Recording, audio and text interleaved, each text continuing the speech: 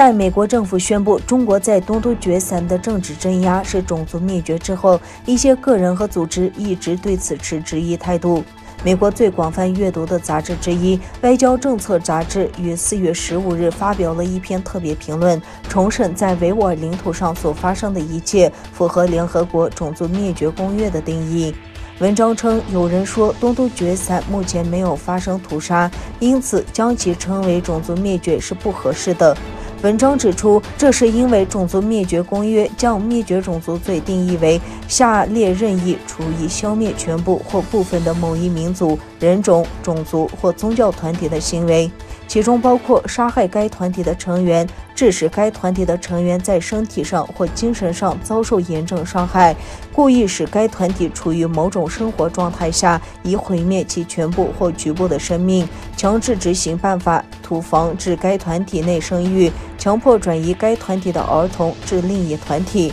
可以肯定地说，中国政府目前有意消除维吾尔人的语言、文化、生育力和生活方式。关键是中国政府故意消灭维吾尔人。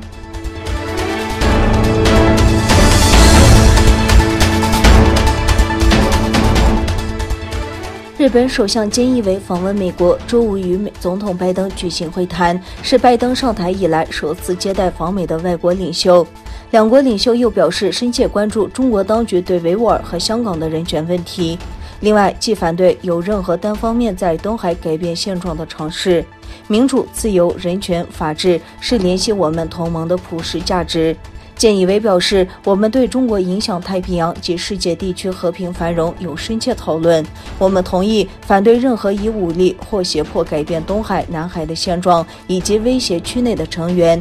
对此，中国外交部发言人赵立坚称，中方对日美发展正常双边关系没有意见，但这种关系应有助于增进地区国家互相理解与信任，有利于亚太和平与稳定，不应该针对第三方或损害第三方的利益。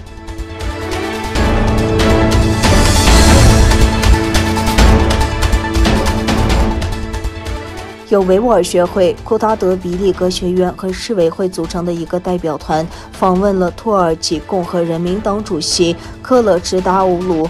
4月16日，由维吾尔学会执行主席克拉汉、库塔德比利格学院主席奈买提江博士和市委会秘书长埃尔肯·艾买提博士组成的代表团拜访了共和人民党党魁库勒支达欧鲁。双方就中国在东突厥3针对维吾尔人的文化同化和种族灭绝交换意见。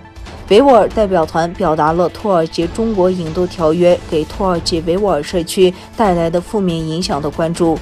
库勒支达欧鲁表示，他和共和人民党继续关注和支持维吾尔人的正义斗争。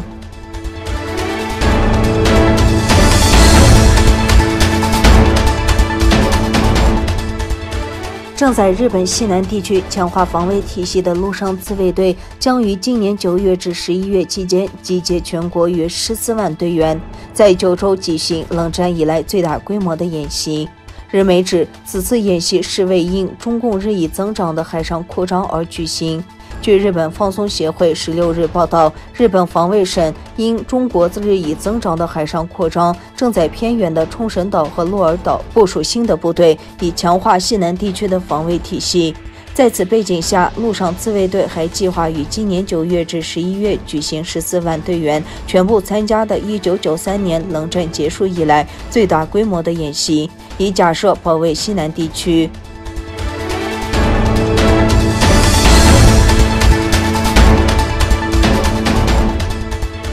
据俄罗斯卫星通讯社17日报道，当地时间16日，俄罗斯联邦安全局拘捕了乌克兰圣彼得堡领事亚历山大·索索努克。报道称，索索努克当天与一名俄罗斯公民交换秘密情报。俄罗斯联邦安全局发表声明称，他当时与一名俄罗斯人会面，他获得来自俄罗斯执法部门及 FSB 数据库性质属机密的资料。俄卫网在报道引述声明称，索索努克从事敌对活动，与他身为外交官的身份不符。